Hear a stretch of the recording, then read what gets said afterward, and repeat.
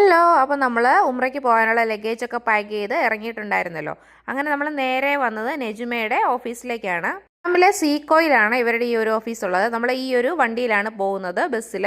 അപ്പോൾ ഈ ബസ്സിൽ നമ്മുടെ ലഗേജൊക്കെ വെച്ചിട്ട് തൊട്ടടുത്തുള്ള കടയിൽ കയറി കുറച്ച് സ്നാക്സ് ഒക്കെ ഒന്ന് വാങ്ങിയിട്ടുണ്ട്.